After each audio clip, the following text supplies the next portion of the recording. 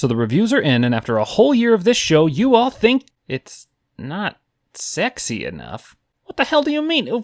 Have you not seen this show? What do you mean it's not sexy enough? Okay, you know what? You want sexy? I'll give you sexy.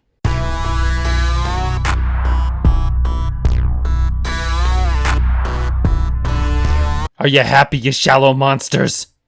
Are you? Welcome to A Tough Act to Follow. I'm Preston, aka the Ploominator, and I will be your sultry werewolf protector here to ensure that you only see the best and brightest actors in all of Hollywood.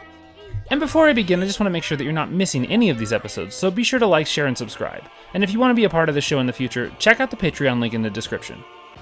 As we crest into this next year of Tough Act to Follow, I'm doing something radical to get us started for the year. I'm going to prove that some of those oft-derided actors are actually way better than we may initially realize. And I'm starting with someone who I absolutely think got a raw deal in the casting department. A man who basically lost any chance to be taken seriously once he took his shirt off. And unfortunately, needs some redemption. You know who I'm talking about. It's everyone's favorite lycanthrope, Taylor Lautner. And you're sitting out there going, I think this channel may have just jumped the shark boy. But seriously, hear me out.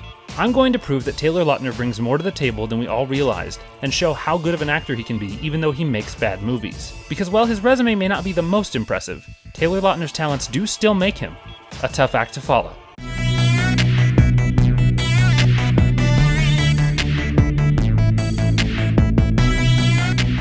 So here's the challenge. Can you prove that an actor is good through only movies which are less than stellar? Why, yes you can, me asking a rhetorical question to myself. So let's get to it. Taylor, first and foremost, has great energy. You thought I was going to say abs again, didn't you? Well, I wasn't. Oh god. Am I obsessed with Taylor Lautner's abs? Oh no.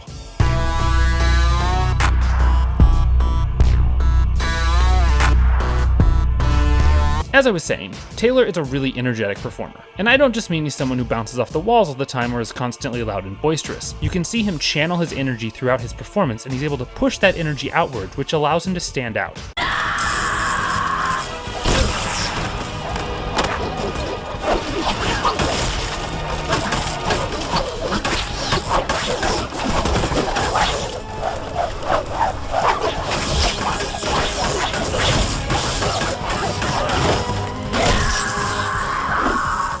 And it doesn't just come out with energy in the big moments either. Each and every choice is filled with energy. His looks and lines, even when they're over the top, give off an energy, and it really helps sell the performance and makes us connect with him and his characters. And often, it allows him to stand out because he's pushing his energy out beyond just the other actors and out to us, the audience. Climb, girl, they're behind you!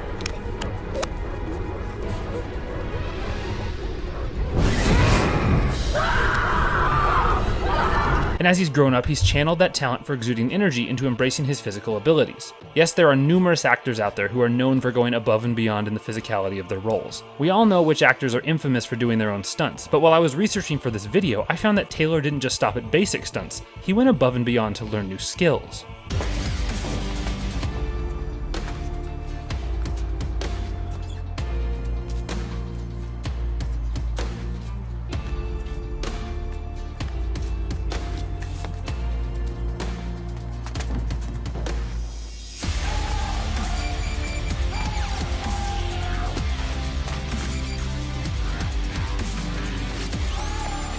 And it adds to the role because you can really help us buy into the character you're playing when we can see that it is actually you doing the tricking or the wall running or performing these death-defying leaps. And in a modern era action film where stunt people do so much heavy lifting while the actors just sort of shoot the close-ups and the romance scenes, it's really refreshing to see an actor, and an A-lister at that, performing their own stunts and performing them well.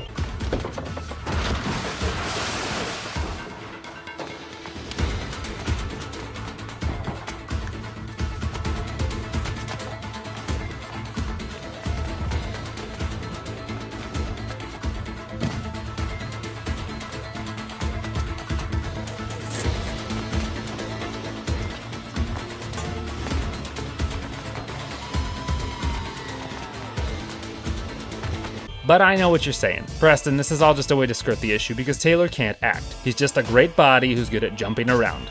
But see, he's not. He's actually got a lot of great instincts as a performer, and you can see them through each of his movies. But yes, you have to look a little closely to see them because every once in a while the dialogue or the cinematography doesn't quite highlight it correctly. You want to hurt me, Nathan? Don't get mad, get even, don't lose control. Think about it. Clear your head now, focus. Bear hug. That's all you got? Come on, your mother hits harder than that. Show me something. You're so slow. Come on, can't touch. Come on. Come on.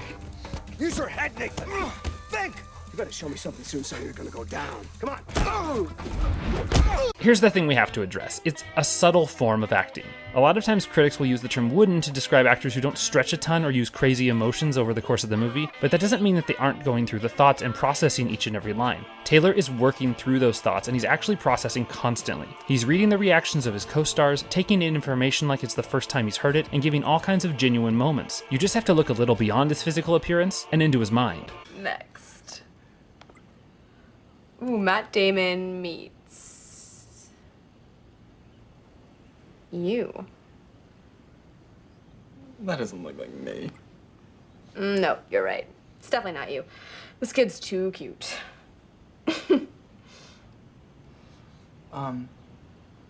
send me a link to that site. And I've talked about type before, but in the context of a character actor. But believe it or not, it's actually harder to break out of your type when you play a lead. Often actors who play leading roles are set as a boy next door type lead, or the hunk lead, or the nerdy awkward lead, and there's so many more options. Think of any lead in a movie and tell me one time when they broke out of that. I bet you it's not as easy to think of all the times a character actor has played characters who don't seem like them. And it actually hurt Taylor's chances to expand as an actor because he got stuck in the same kinds of roles. But when you look at it honestly, the role that sent him down that path in the first place is so much more nuanced than we realize. Jake, you're, like, buff. How did that happen? You're like 16. I don't get it. Age is just a number, baby. What are you, like 40 now? Feels like that sometimes. Well, I got mad skills, which raises my actual age. And you're a shrimp, so that for sure should drop you down a bit. Say, like, 30. He's got so much personality as Jacob, and it really stands out because his energy is so different than every other character in the movie. And you can tell that he's really committing and he's working to give a good performance. The Twilight movies have a notorious dialogue problem, and all of the actors suffer because of it. But often when you watch Taylor's performances, he's actually fighting to try and find an angle, to try and find a way to make that dialogue sound natural, and that shows that his instincts are better than people may have realized. Sam's trying to help me. Don't blame him. But if you want somebody to blame, how about those filthy bloodsuckers you love? The Cullens.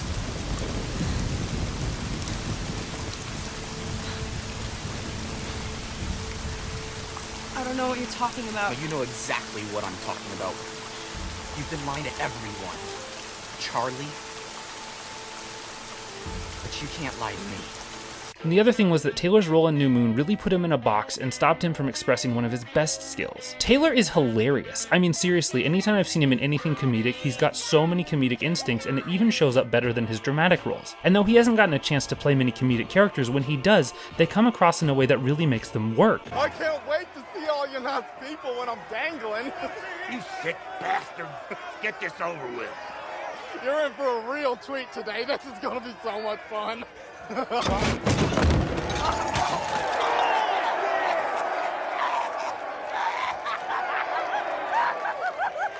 just messing with y'all. I'm fine. I call this one fish out of water. And the reason they work is because he's playing the humor genuinely. He's not playing at the comedic side of it or playing at the jokes. He's just acting in a way that is real and is living honestly in the role to help it stand out, because the jokes in the movie can get very ham-fisted if you don't. But they don't feel ham-fisted, they feel natural, because Taylor is playing this role with such a genuine ignorance that the comedy never feels forced. It feels like he just really doesn't get what's going on. When I see Pa, I'm gonna scream, "Go dang, you're the handsomest man, and you're really, really good. I love you, Pa, and I'm glad you're my Pa. Why do I have 3 nipples?" Yippee-yo-yo-yay, when we meet Dad. Yippee-yo-yo-yay, why does he have 3 nipples? So maybe let's give Taylor another shot, because he's way better than people have given him credit for, and I personally have liked his work, even though I haven't always liked the movies it was in. So why do we like Taylor Lautner? 1. Taylor has energy. Taylor pushes his energy as a performer outward and really goes big in the moments where he has to deliver. His commitment to the character and willingness to push himself helps sell each and every role and allows him to stand out as an actor. 2. Taylor is physical. Taylor's roles are laced with a powerful physical commitment as well, from doing his own stunts to really expressing physicality and expression in his movements and reactions. Taylor knows that the physical aspects of the character cannot be overlooked. 3. Taylor is thoughtful. Taylor processes everything as it comes to him in a way that is both genuine and intentional. His ability to navigate through his thoughts is subtle but absolutely vital to showing his ability to commit to his roles and make those characters human. 4. Taylor has good instincts. Taylor's ability to work through his roles has shown up over and over again, and even when the dialogue or direction holds him back, you can see that he's trying to do more than the movie's allowing him to do. He's working hard, and sometimes he's being held back by things outside of his control. 5. Taylor is hilarious. Taylor has superb comedic instincts and is able to play humorous moments in a natural way. It's unfortunate that typecasting has prevented him from doing more comedies because he's really got a knack for it when he's given the chance. So as you can see, Taylor is more than just a six-pack and some wolf swagger. He's got a lot more to deliver, and it's really unfortunate that he hasn't been able to do a whole lot in the past few years. So let's convince Hollywood that we want more Taylor Lautner by giving some of his past works a rewatch. Look, they may not be the best movies, but I promise you he's good in all of them. These are my 5 essential Taylor Lautner performances. 1. The Adventures of Shark Boy and Lava Girl in 3D. Taylor's young here, but you can already see his energy and his instincts developing even at this young age. The movie isn't probably one you want to watch for an intellectual discussion, but if you need a fun night with the family, it's a really good time. 2. Tracers. This high-octane action thriller allows Taylor to show just how skilled he is as a physical performer. The stunts he performs will stun you, and his subtle but nuanced performance is also worth a watch. 3. Abduction.